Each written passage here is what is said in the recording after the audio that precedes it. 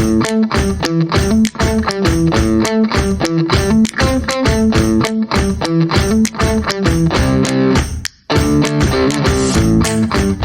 friend, welcome to our Water Connection, a space created to learn, connect and multiply the power of a conversation to give visibility to the water industry.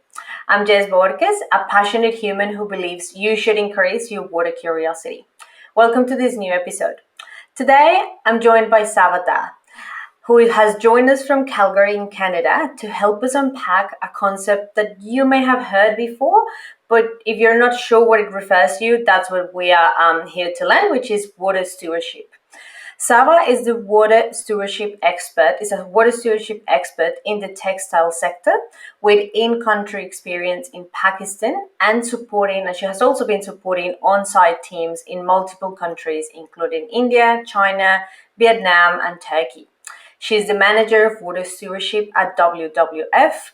She provides solutions to brands and companies to the issues of inefficient use of water, water scarcity, and water pollution through collective action in order to mitigate risk in their supply chains and also at a basin level. And we'll talk a little bit about that. In addition to her passion of learning about innovative solutions to preserve water, Saba writes stories to cover unique angles of different aspects of environmental degradation, which may help bring attention to these issues to the communities that are affected, which I found fascinating. Welcome to our Water Connection, Saba. Thank you so much. And I'm glad to be here. Thank you for having me. No, thank you for joining us. Let us start with the absolute basics. For someone that has not even heard what water stewardship is, can you help us understanding what it is? Yes, sure. Because I live and breathe this space, so definitely I can help with that. So let's start with the textbook definition of water stewardship. So according to the textbooks, water stewardship is managing water resources in a way that is socially equitable, economically beneficial, and environmentally sustainable. But in practice, what it means is that it encourages businesses to take responsibility of their water use and to reduce their impact on the water resources they rely upon. So, water stewardship refers to a set of practices that ranges from within the fence line actions, that is, companies taking action to increase their water efficiency within their operations, and also to catchment level interventions, such as reducing pressure on river basins that they're operating in, trying to protect freshwater ecosystems, and also helping communities that live nearby. So, historically, the approach towards water management has been that the whole responsibility usually relied on the government sector. But we know that water is a common resource, and it is not possible for a single organization, a single sector, or even a single entity to sustainably manage water resources. So, water stewardship helps shift this responsibility solely from the government to those who are using water. So, everyone is accountable for their own water use. So this is, a crux of water stewardship. But a very important feature of water stewardship is that it encourages you to not only work within your facility operations, but also engage with the key stakeholders within the river basin that your operations are reliant upon, and work collectively, collaboratively with others to address those challenges.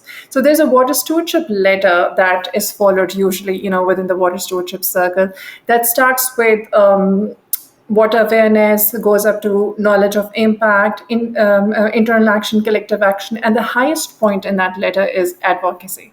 So I would say that the way water stewardship is different from other concepts is that it encourages businesses to just look beyond their own operations and engage with stakeholders within the basins they're working in. Yeah, that's an amazing definition, and one of the things that caught my attention of this topic is that it's a lot broader than what some of the other guests that I have had on the podcast are more focused on the water supply, water for the communities, directly providing the service to communities, directly gathering the drainage after stormwater or whatever. But water stewardship seems to go beyond the actual water sector. So what do you think is important? And you mentioned a little bit of this, but what do you think is important to guarantee that other industries outside of the core water sector manage their water properly? Yes, it's important because if you look at the chart on how the water is being used globally, you'll see that agricultural sector is using most of the water, over 70%. And then comes industrial sector, which is over 20%, and then domestic sector. So you see that water stewardship puts responsibility on water users. So these all are water users, and until and unless they don't reduce the causes, the pressures on water resources, we won't be able to manage them. So that's why it's important for people who are apparently from other sectors. For instance, I work in the textile sector, and when you talk about the textile and fashion sector, you really don't think about water, but actually water is a very key raw material for the textile sector. The same is the case for mining, agriculture, and ICT, beverage industry. All of them, water is a very key resource to them. So it's important not only for the conservation of the environment, but also for the stability of these businesses, because we can already see impacts of climate change. Either there's too much water in the form of floods, or on the other hand, there's scarcity of water in the form of droughts. So all these things are having an impact on the supply chains of these different businesses. So these businesses need to act, because it's the question of their own stability and survival of their own operations. Yeah, I think that's very clear. And also, like as you mentioned before, like it's water is so across so many sectors and it's so vital to us that we do need not only one entity, be that the government or the water utility or whatever is responsible of that part of the domestic use, to be in charge of everything. So really is a sector, or like it's problems where we need everyone just on board to solve this. One of the things you mentioned earlier was also like the different stages or the different knowledge, like you mentioned, knowledge sharing and then collective action and then all the way to advocacy. I've heard a lot about this collective action term, especially when I got to attend the World Water Week. But for someone that might not be familiar with that means, and that included me at the beginning of that conference, can you just help us understand what is collective action? Yeah, definitely. So, as I mentioned before, that collective action is like a central feature of this water stewardship concept. But you will also hear it in other contexts, particularly for resources that are common resources like water, right? Biodiversity is also, I would say, a common resource. So, collective action refers to action that is taken by a group of people who are working together and who have a shared vision or a common objective. So basically, the purpose behind collective action is that when people are using a common resource, there are shared risks, which incurs a shared responsibility. And once everyone takes does their part, they're able to reap shared benefits. So this is the basic idea behind collective action. And the reason why collective action is really important for resources like water, where there is a single river basin and many different stakeholders are reliant upon it. For instance, in a single river basin, there is private sector, which might have supply chain there, the government sector, which is responsible to manage it, communities who may be relying on water to drink that water. Also, a lot of people might be dependent on livelihoods in that particular river basin. So the reason collective action is important is because again, going back to the point that no single entity or actor has the capacity to manage or address those challenges. So collective action provides an opportunity for different stakeholders to get together and to share their resources. It could be financial resources, it could be technical resources, it could be human resources. So those resources could be pooled in together, and the impacts could be scaled at a broader level instead of just working at a very small scale. Yeah, that's certainly something that sounds quite efficient, an efficient way of like solving some of the problems that certain basins around the world might have. Um, with the experience that you have in different projects, working in different sectors, how is this managed? How do you put everyone around a particular basin or a resource or a natural water body together to actually work together? Can you share us a little bit about that in your experience? It's very interesting. Yeah, so as you were mentioning in my bio that I'm responsible for coordinating and managing water stewardship projects on collective action in different countries. So at WWF, we have 5 different collective action projects happening on ground. It includes Pakistan, India, Vietnam, China, and Turkey.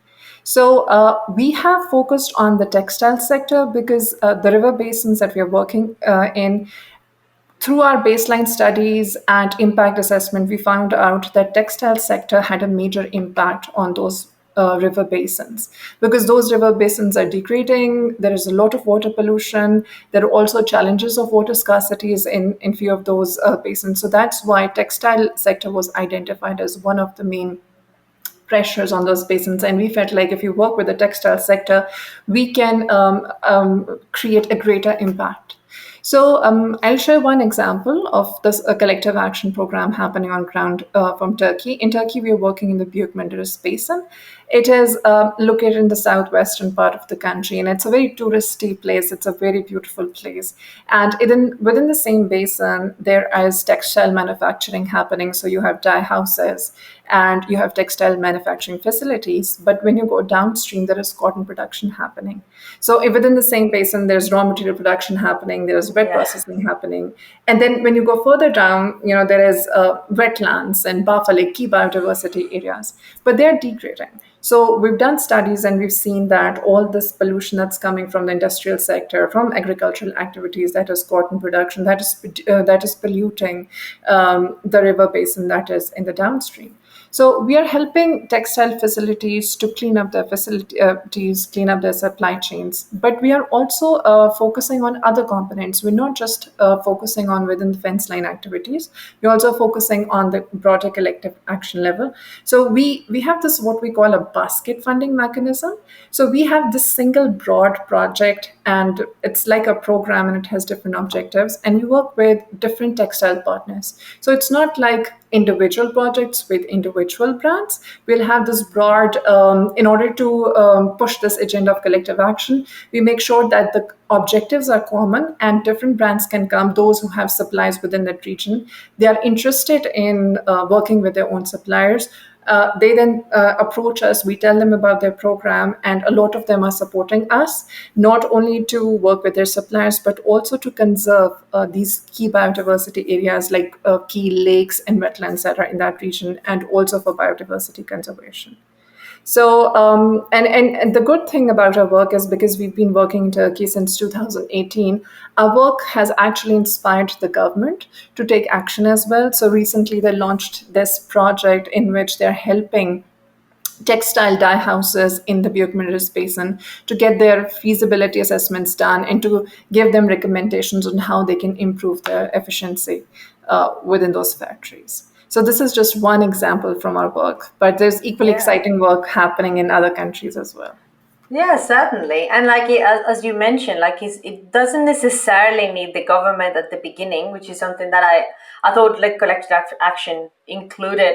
I mean, it may be all the projects that it is included from the beginning, but this particular example you're saying, you as WWF, you started working specifically with the industries that are along this river and working with them first, doing like a pilot of that program, and then knocking on the doors of the government and saying, look, this works, like this is what you could be doing. So that probably is one of the biggest impacts that this project has had, in addition to actually have benefits on the natural body, I imagine. Yeah, I think engaging government right from the start is important, taking them on board. But so WWF's role in all these projects, I think the most crucial role that WWF plays is stakeholder engagement and mobilization of resources. So we have built relationships. When we start any collective project on ground, it is built on trust. So the first step is always extensive stakeholder engagement, telling people about this is the project we want to do, taking them on board. So even if the government has actually no role in the beginning, it's just keeping them in loop, Yes, and then when they start seeing the impacts, as you're saying that we are working with the private sector, when they start seeing the impacts, then that is when their interest is also instilled and they want to participate as well. Yeah, of course. And yeah, with your example, you started talking about one of the sectors, and I imagine this is one of the sectors that might be pioneering. I had that question here, like which are those sectors in the industry that are really pushing the boundaries of water stewardship? Is that the textile sector is one of the examples, would you say? Yes, textile sector is one of them. Beverage sector, they're also working a lot on water stewardship. ICT, they're also focusing because water is also very important in the ICT sector. and they're also working a lot on water stewardship. The mining sector, they're also Could doing a I lot ask on you, what do you mean by ICT? information and technology. Oh, okay. Just Yeah, so I it's thought it was that, but I thought of asking just in case someone is having that question while listening. Okay, yeah, of yeah. course they have to use water a lot in their processes. Yep. Yeah. So these are the sectors, and even in agriculture, we see water stewardship being implemented a lot. But since agriculture is, just so widespread, so I feel like there's a lot more which can Yes. can be done, even within the textile sector.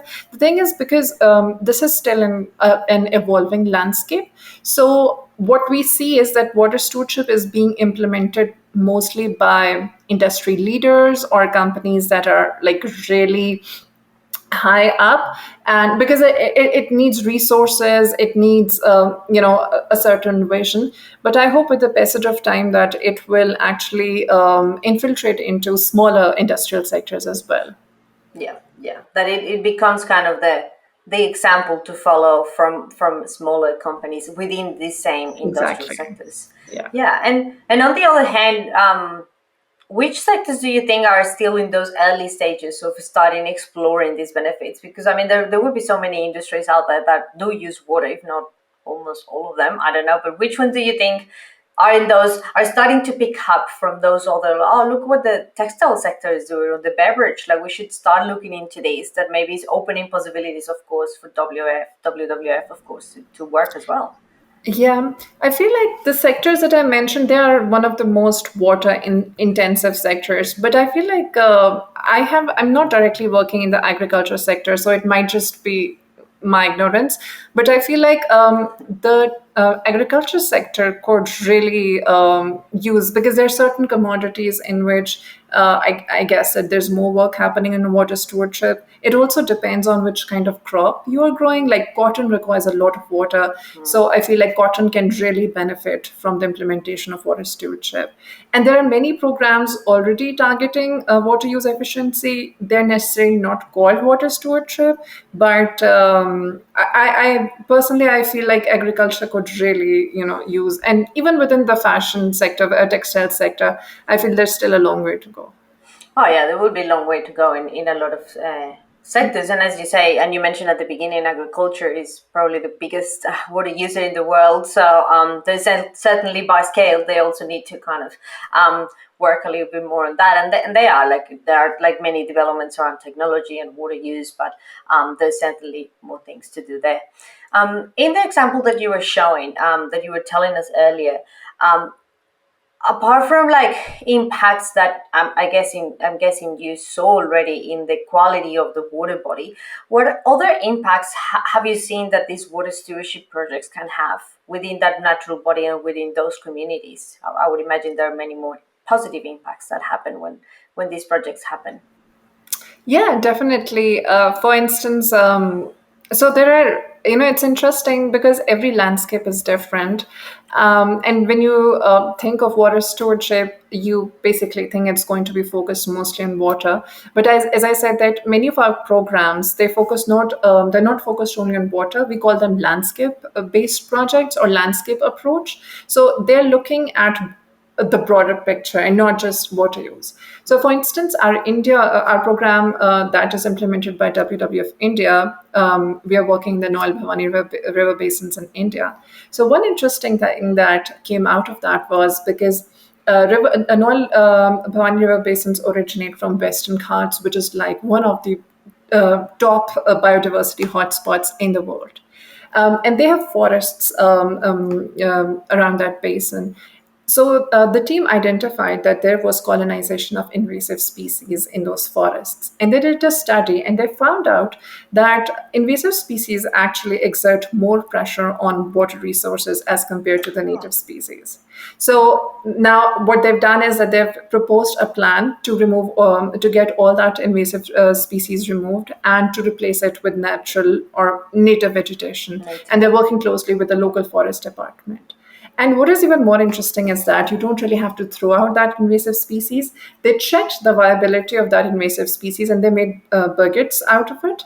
And it turns out that it can be used to make furniture, or it can be used as a biomass to fuel, industries. So, there are these interesting things that come out of these projects.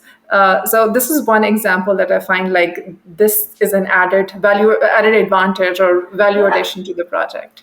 Absolutely. And what you're showing and what you're describing is something that is quite technical, like someone, a scientist group, Yeah, went up exactly. there and then what is the role of WWF? Do you kind of connect, so you connect your stakeholders, you have your industry like bodies that are within that area, and then you go out and look for that technical kind of expertise to come and do the work. Is that how the dynamic is there to get the project going?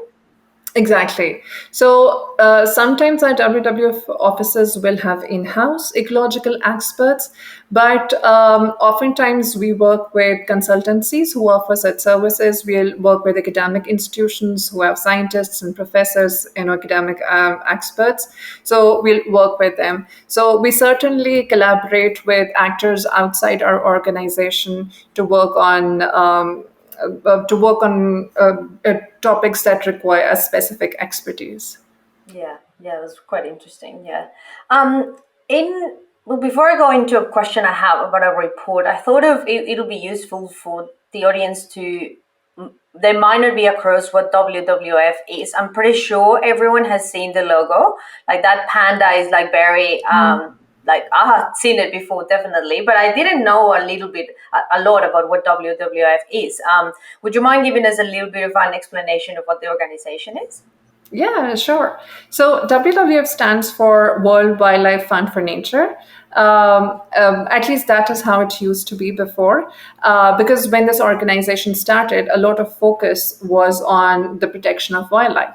But as the organization started progressing and it started opening offices in different countries, the focus was also shifted towards other pressing environmental challenges such as climate change, deforestation, etc. So now it's not just focused on wildlife. So now it is Worldwide Fund for Nature. And we are in over 100 countries, and we work on different environmental challenges such as water challenges, climate change, biodiversity, deforestation, plastics. So there's just a wide variety of environmental challenges that we work on.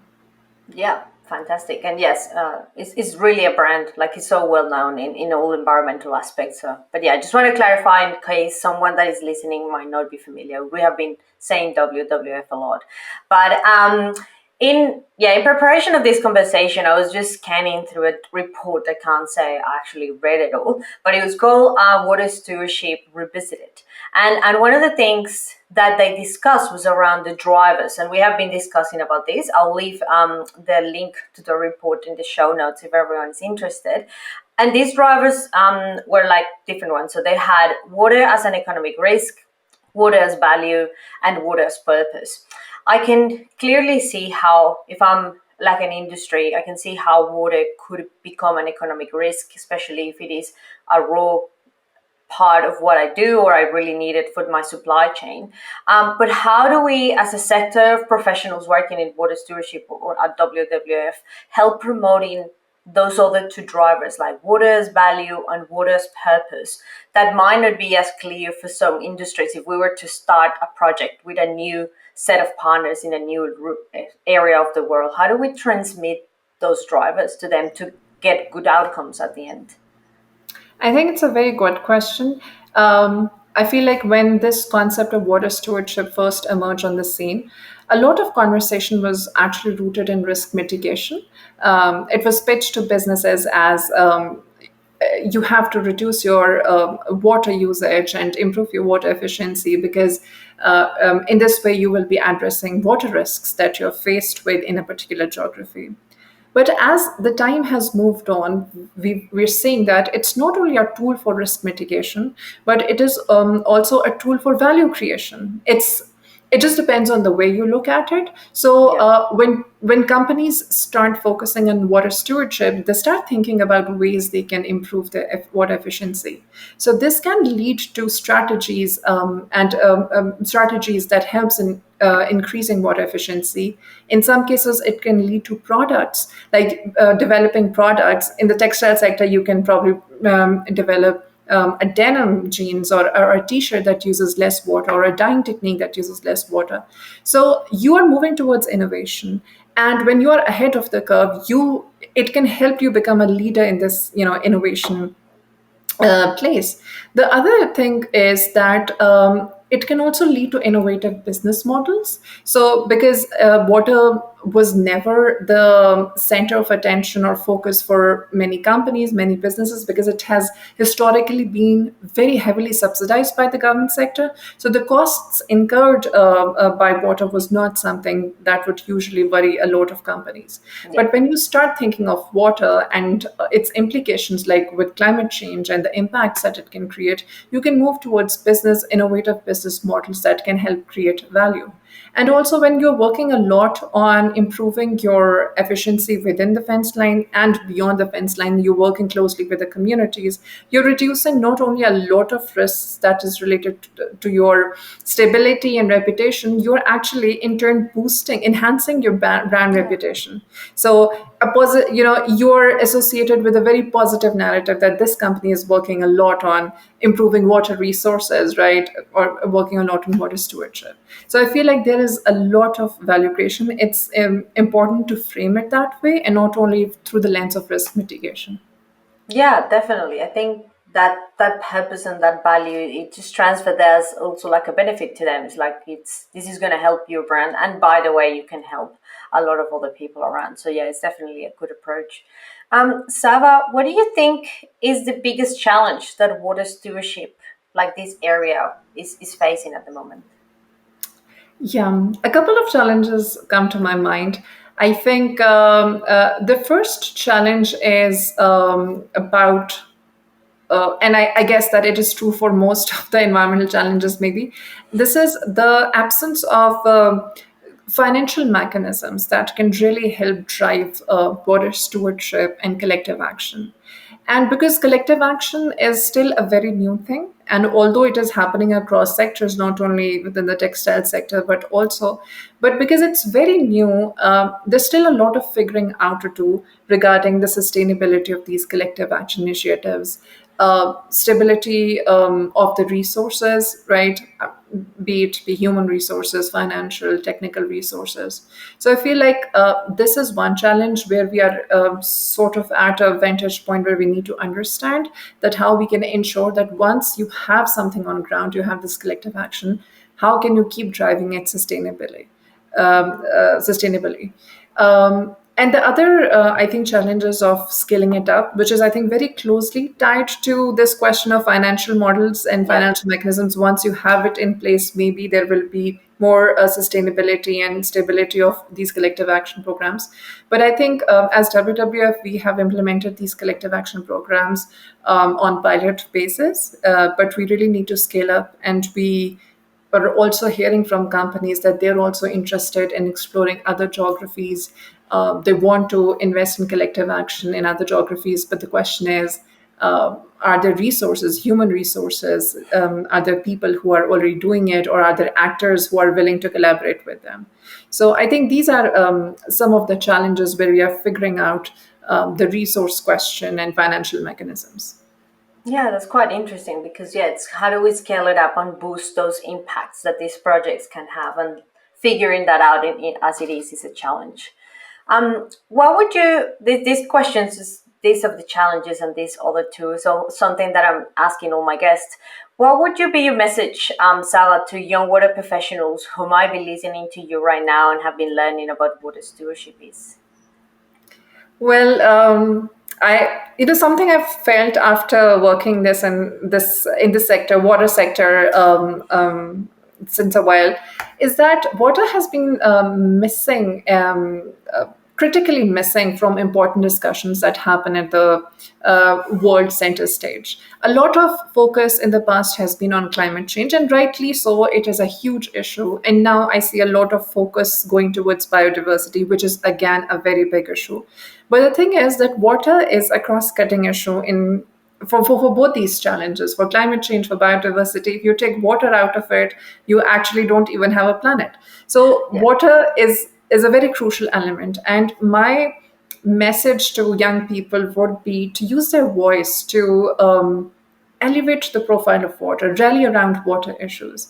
Because water, if you're sitting in a room, water is not the first thing or a first concern, environmental concern that usually comes on the agenda. It's usually climate change, biodiversity loss. So I think my message to young people would be that rally around water issues, help people understand how grave it is. When I was in university, we only were taught about what water treatment plants and water. And ever since I've come in this field, I see that there's so many aspects to water. You know, you're working with businesses to help them improve water efficiency. Then there is whole nature-based solution thing where, you know, wetlands are important, etc. So there are just so many aspects. So I think young people should explore these different aspects of career-wise. It might not be a very lucrative career, but I feel like it is a very fulfilling career once you come in. Absolutely, can be lucrative in many ways, as you say, very fulfilling and Yes. very kind of creating a lot of impact. And to finish up, Saba, which is related to this question, why do you work in the water industry? That's a very interesting question. So I have a degree in environmental science, so I always knew that I would end up working for an environmental organization. When I was studying, there was a lot of, again, focus on climate change. So I had a lot of interest in climate change. And I used to study in Pakistan, so I did an internship with WW of Pakistan, and there was a big hall there, and I feel like it's fate's hand that I ended up in the water sector because there were different teams who used to sit in that hall, and the water team, it was very small. It was just 2 or 3 people, and they used to have discussions. So they had started working on water stewardship very recently at that time. So they would discuss these challenges and these issues of water stewardship, and it got me really interested. So when they had an opening for a job, I applied for it. I got it, and ever since then there has been no looking back. I've been working in the water sector, in the water stewardship, and this is something I think I feel very passionate about now. Yeah, certainly. You can feel it by talking to you how passionate you are about this. So thank you very much for your time today, Sava. It was amazing to learn the basics, but also the challenges and all the intricacies that water stewardship activities have. Is something that maybe some of our listeners have not been across with or have been working on it without even realizing. I personally have worked in some projects that are related to mining, and now with this lens it's like, well, actually what I'm doing is a little bit of water stewardship because it's helping other industries to manage the water in a better way rather than being on the domestic and the water supply side, which is where the rest of my experience comes from. But thank you very much for sharing all of this with us and for joining us in our water connection. Thank you so much for having me, and thank you for the great questions. No, that's it. That's okay. Thank you very much for coming.